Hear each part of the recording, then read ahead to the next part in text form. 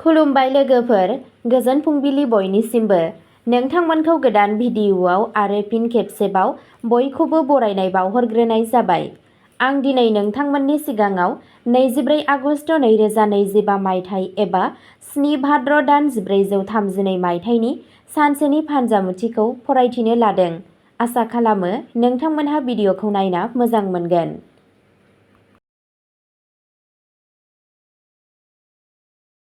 मेष राशि। दिनै फोथायनाय आरो साहसआ नोंथांनि जाफुंसारनायनि साबि जागोन। खामानि मावथायाव जेंनाफोर थासेयावबो नोंथाङा नोंथांनि थांखिफोरखौ मोनफुंगोन। नोंथांनि राङारि थासारिया साबसिन जानायनि इसारा दं। नोंथाङा नखरजों रंजाथाव सम हगारगोन। मोनसे गोसोखांथाव बुब्लिखौ लोगोफोरजों रानलायनाय जागोन। नोंथांनि सावस्रिया गोहोगोनां थागोन आरो नोंथाङा मोनसे गोदान जागायजेननो लुबैगोन। नोंथांनि दिनैनि खाफालगोनां दिगआ जादों सानजा, खाफालगोनां अनजिमाया जादों 1 आरो खाफालगोनां गाबआ जादों गोजों गोजा गाब। वृषभ राशि। दिनै नोंथांनि गोसोआ गोबाव समनिफ्रायनो थाबथानानै थानाय खामानिखौ फोजोबनायाव जागोन। राङारि आयदाफोराव सोलोजों रां थिसन। नोंथाङा नोंथांनि नखरनिफ्राय मदद आरो अननाय मोनगोन। नोंनि पार्टनारनि नुजाथिनाया नोंनि गोसोखौ बांहोगोन। सावस्रिया सरासनस्रा थागोन, नाथाय गावनि आदाराव गोसो हो। नोंथांनि सहायनाय आरो गोब्राब नाजानायनि फिथाइया थाबैनो फैगोन। नोंथांनि दिनैनि खाफालगोनां दिगआ जादों खोला, खाफालगोनां अनजिमाया जादों 8 आरो खाफालगोनां गाबआ जादों रेजें गोथां गाब। मिथुन राशि। दिनैनि साना सोरजिलु नाजानायाव जाफुंसार लाबोगोन। गोदान सानस्रिफोरनिफ्राय नोंथाङा मुलाम्फा मोनगोन। फरायसाफोर आरो बादायलु आनजादफोराव नुजाथिग्राफोरा मोजाङै दिन्थिफुंगोन। रांखान्थियारि मुलाम्फानि खाबु दं। सासे गोजाम लोगोजों लोगो हमनाया गोजोननाय लाबोगोन। मोनसे गुसुं दावबायनाया नोंथांनि गोसोखौ थाजिम खालामगोन। नोंथांनि दिनैनि खाफालगोनां दिगआ जादों सा-सानजा, खाफालगोनां अनजिमाया जादों 6 आरो खाफालगोनां गाबआ जादों अख्रांनि गोथां गाब। कर्क राशि। दिनैनि साना गोब्राब नाजानाय आरो सहायनो हानाय सान। नोंथांनि सानथांखिफोरा खामानिनि जायगायाव सिनायथि मोनगोन। नखरारि सोमोन्दोआव गोदैया गोहोम गोग्लैगोन। राङारि आयदाफोराव दिदोमथि थागोन। गावनि सावस्रिखौ जोथोन ला आरो नारसिननायनिफ्राय गोजानाव था। नोंथाङा इसोरारि हाबानि फारसे गोसो जानो हागौ। नोंथांनि दिनैनि खाफालगोनां दिगआ जादों सोनाब, खाफालगोनां अनजिमाया जादों 5 आरो खाफालगोनां गाबआ जादों मुक्तानि गुफुर गाब। सिंह राशि। दिनै नोंथांनि खस्थ'नि फिथाइ मोनगोन आरो नोंथाङा नोंथांनि खामानिनि फोथाराव गोदान बिबानफोर मोननो हागौ। राङारि आयदाफोराव मुलाम्फानि आसा दं। नखराव अननाय आरो खौसेथि थागोन। रमान्टिक सोमोन्दोआ गोख्रों जागोन। सावस्रिया मोजां जागोन आरो गोसोआ गोजोननाय मोनगोन। नोंथांनि दिनैनि खाफालगोनां दिगआ जादों खोला-सोनाब, खाफालगोनां अनजिमाया जादों 9 आरो खाफालगोनां गाबआ जादों सनानि गोमो गाब। कन्या राशि। दिनैनि साना बिथांखि आरो आब्रुथिजों बुंफबनाय जागोन। नोंथाङा खामानिनि जायगायाव लोगोफोरनिफ्राय मदद मोनगोन। राङारि आयदाफोराव दिदोमथि थागोन। नखरारि जिउआ गोजोनथाव जागोन।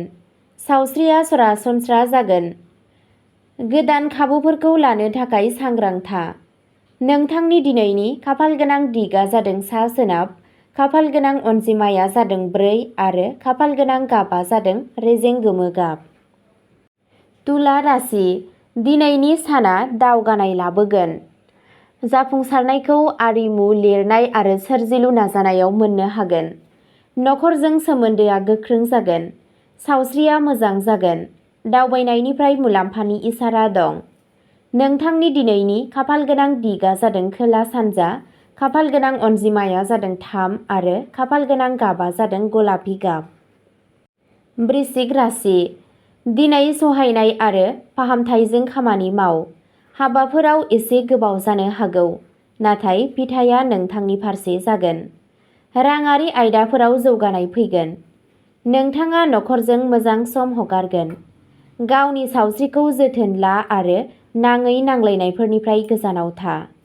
नोंथांनि दिनैनि खाफालगोनां दिगा जादों सा, खाफालगोनां अनजिमाया जादों 7 आरो खाफालगोनां गाबा जादों रोजा गोजा गाब। धनु राशि, दिनैनि साना खाबु आरो जाफुंसारनायजों बुंफबगोन। खामानि मावथायाव नोंथांनि सानस्रिफोरखौ बाख्नायनाय जागोन। गोदान सुबुंफोरखौ लोगो हमनाया मुलाम्फा गोनां जागोन। मोजां मोनलायनाय सोमोन्दोआव गोसोआरि खाथिया बांगोन। सावस्रिया मोजां जागोन आरो गावनि गोहोआ बांगोन। नोंथांनि दिनैनि खाफालगोनां दिगा जादों सोनाब, खाफालगोनां अनजिमाया जादों 2 आरो खाफालगोनां गाबा जादों केसर गाब। मकर राशि, दिनै नोंथाङा नोंथांनि सानथांखिफोराव जाफुंसारगोन। नोंथाङा नोंथांनि नखरजों लोगोसे मोनसे गोनांथार थिरांथा लागोन।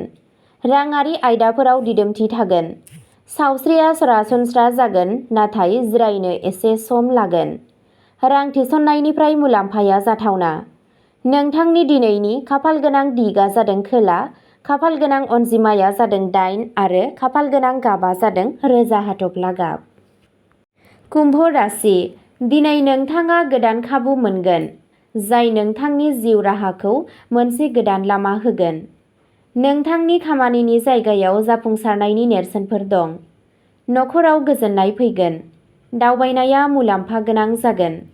सावस्रिया साबसिन जागोन आरो गोसोआ गोजोननाय मोनगोन। नोंथांनि दिनैनि खाफालगोनां दिगा जादों सा सानजा, खाफालगोनां अनजिमाया जादों 6 आरो खाफालगोनां गाबा जादों निला गाब। मीन राशि, दिनै खाफालआ नोंथांनि फारसे थागोन। बेयो फरायसाफोरनि थाखाय मोनसे मोजां सान जागोन। गोदान सिनायथिफोरा इयुनाव मुलाम्फा गोनां जागोन। राङारि आयदाफोराव मोजां सोलायनाय फैगोन। धोरोमारि एबा धोरोमारि हाबाफारिफोराव बाहागो लानाया गोसोआव गोजोन लाबोगोन। नोंथांनि दिनैनि खाफालगोनां दिगा जादों खोला सोनाब, खाफालगोनां अनजिमाया जादों 5 आरो खाफालगोनां गाबा जादों गोसोम गोथां गाब। अब्ला दिनैनि भिडिअ'आ एसेनोसै। गोजोन्थों।